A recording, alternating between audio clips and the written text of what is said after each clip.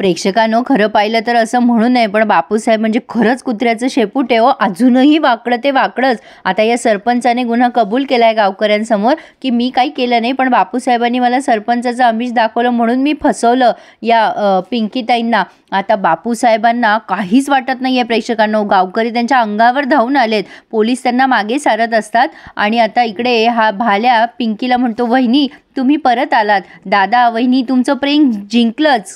पण हे सगळेजण गप्पा मारतायत हे बघून बापूसाहेब धनंजयला खुणवतो, चल आपण इथून कटू म्हणून. तर आता प्रेक्षकांनो, सगळेजण गजराज धोंडे पाटील हाय हाय असं म्हणत असतात.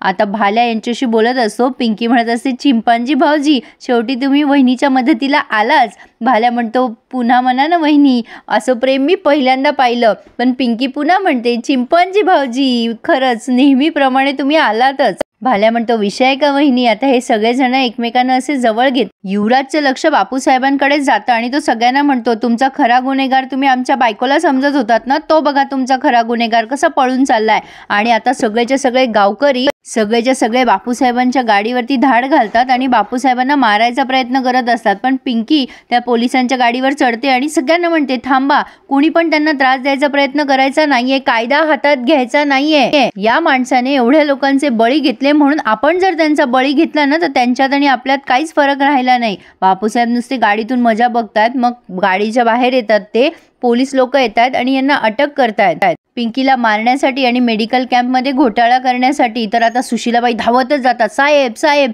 नाही नाही नाही, माझ्या साहेबांना कुठे घेऊन जायचं नाही, माझ्या साहेबांनी काहीच केलेलं नाहीये. जे काही केलंय ना ते या घाटवाडीच्या पोरीनं केलंय, आमच्या घराला बरबाद करायला निघाली ती. दोघंही नवरा बायको कबूलच होत नाही प्रेक्षकांनो. एवढं कांड केलं तरी बापूसाहेब म्हणतात, हो माझी बायको खरं बोलतीये, हीच बाई कारस्थानी आहे, माझी आमदारकी जावी ना म्हणून तिनं रचलेलं कुभांडे हे सगळं. युवराज म्हणतो, बस करा ना बापूसाहेब, किती नाटक करताल. आता जे काही पुरावे होते ते दिले नाही का आमच्या बायकोनं.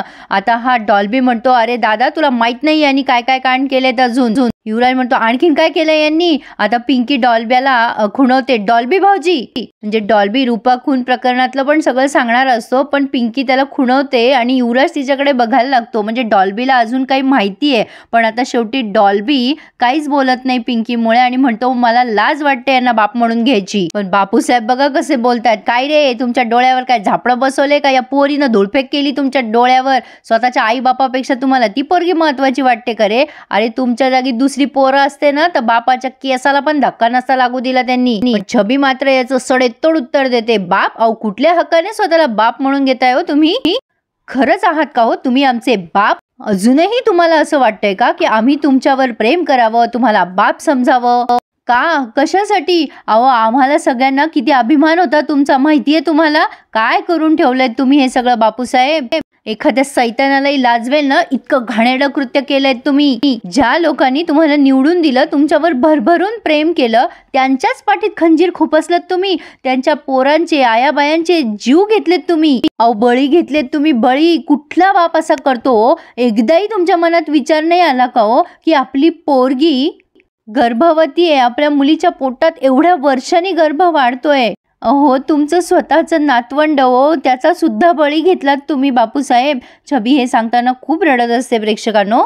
छबी म्हणते, असं असतो का हो खरंच बाप. आमदार म्हणून शपथ घेताना तुम्ही लोकांचं संरक्षण करायची, लोकांची काळजी करायची. हा असला कुठला आमदार आहे आणि हा कुठला बाप आहे. बघा बापूसाहेब, देव सगळं बघत असतो. तुम्ही खोदलेल्या खड्ड्यात ना तुम्ही स्वतःच्या पोरीला पाडलंय. नियतीने तुम्हाला खूप चांगला फटका दिलाय, पण तुमच्यामुळे ना मी माझं बाळ गमावलंय. खुनी आहात तुम्ही माझ्या बाळाचे. एवढं ती पोरगी बोलतीये तरी पण बापूसाहेबांना काही वाटत नाही प्रेक्षकांनो. छबी म्हणते, मी उभ्या जन्मात तुम्हाला माफ करणार नाहीये बापूसाहेब, माफी तर सोडाच, पण मला तुमचं तोंडही बघायची इच्छा नाहीये. बापूसाहेब म्हणतात, अगं छबे. पण छबी लगेच म्हणते, बस करा आता, हे नाव तुमच्या तोंडावर आलं नाही पाहिजे हा. आता आजपासून ही छबी तुमच्यासाठी मेली असं समजा.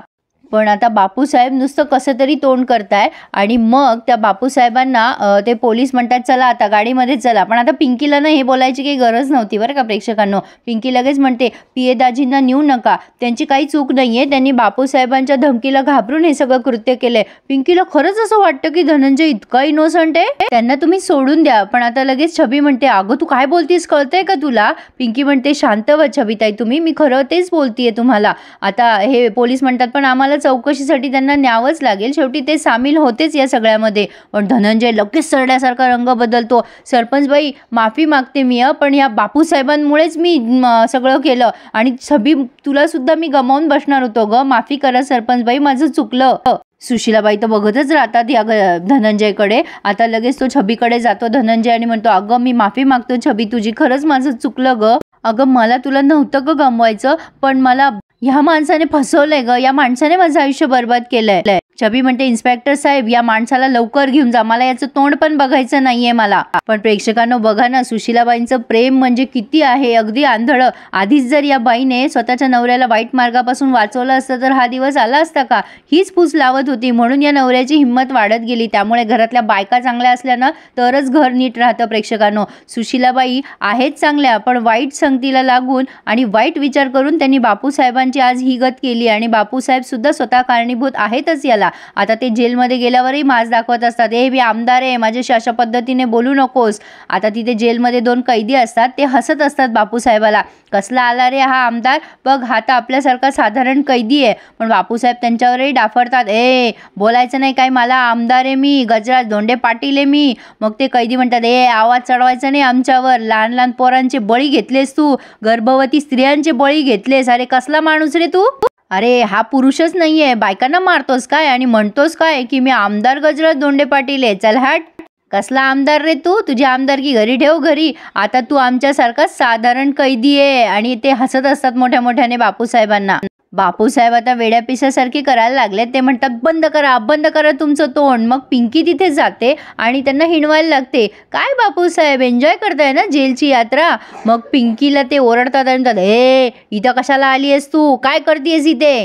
पिंकी त्यांना म्हणते, मी गंमत बघायला आले तुमची. म्हटलं बघू, वाघ स्वतःला समजतो ना. हा मग पिंजऱ्यात कैद केल्यावर कसा गुरगुरतोय वाघ ते बघायला आले होते. काय बापूसाहेब तुमची गत झाली, सांगितलं होतं ना तुम्हाला, सगळे गुन्हे माफ केले असते ना तुमचे. काय केलं तुम्ही, सगळी नाती जपा म्हटले होते मी तुम्हाला, राजकारणाला जास्ती महत्व देऊ नका. आता झालं काय, टाटा फिश, आता बसा जेलमध्ये. आता तुम्ही जेलमध्ये चक्की पिसिंग अँड पिसिंग. पिंकी त्यांना हसायला लागते मोठ्या मोठ्यानी. आता हे सगळं ना प्रेक्षकांनो त्या बापूसाहेबांचं स्वप्न आहे. पिंकी त्यांना खुणवत असते की आता फाशी बसणार तुम्हाला, लटकवणार तुम्हाला. आता बापूसाहेब विचार करायला लागतात, नाही मी जेलमध्ये नाही सडणार, वाघ जखमी जरी झाला ना तरी गवत खात नाही, मी राजा आहे, राजा सारखाच जगणार. कोणतं बी जेल या गजराज धोंडे पाटलाला अडकू शकणार नाही.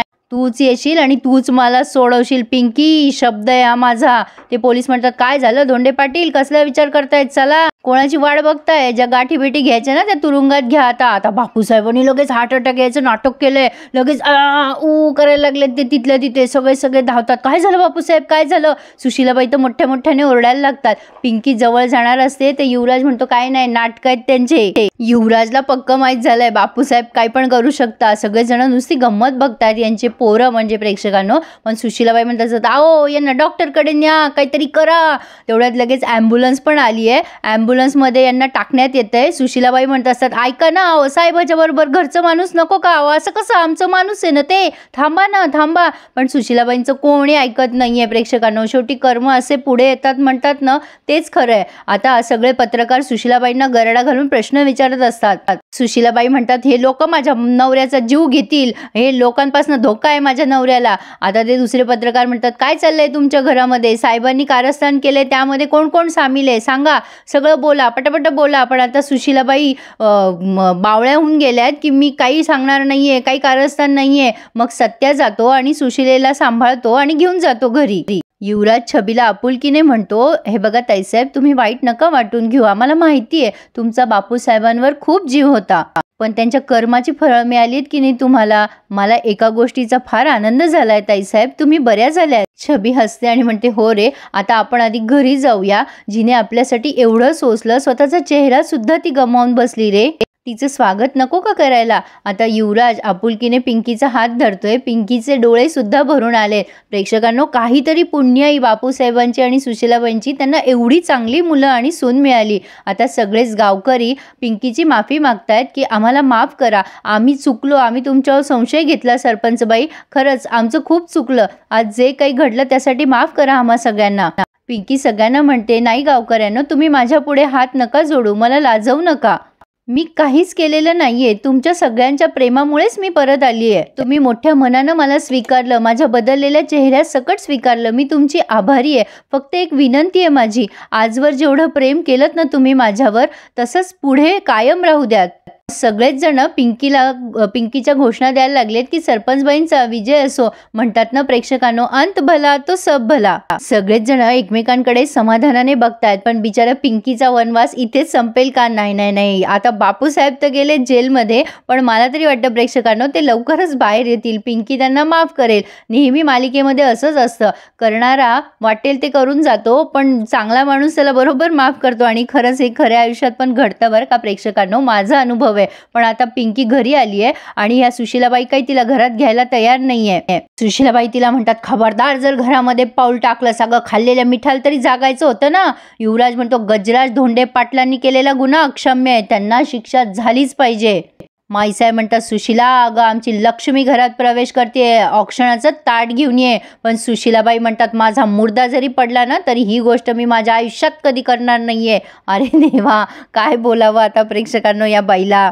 खरंच हेच म्हणेल की स्वभावाला औषध नाही. पण आता पुढे काय काय ट्विस्ट आणि टर्न येतील मालिकेत हे बघूयात. ही मालिका बेस्टच आहे प्रेक्षकांनो. पिंकीचा म्हणजे त्यांनी जरी रिअल पिंकी बदलली ना तरी मालिकेची स्टोरी जबरदस्त आहे, त्यात शंकाच नाही. आवडतोय ना रिव्ह्यू? मग लाईक करा हा नक्की, आणि आपल्या चॅनलला सबस्क्राईब करायला विसरू नका. ज्यांनी कोणी अजून नसेल केले त्यांनी प्लीज चॅनलला सबस्क्राईब करा आणि सगळे रिव्ह्यूज एन्जॉय करा.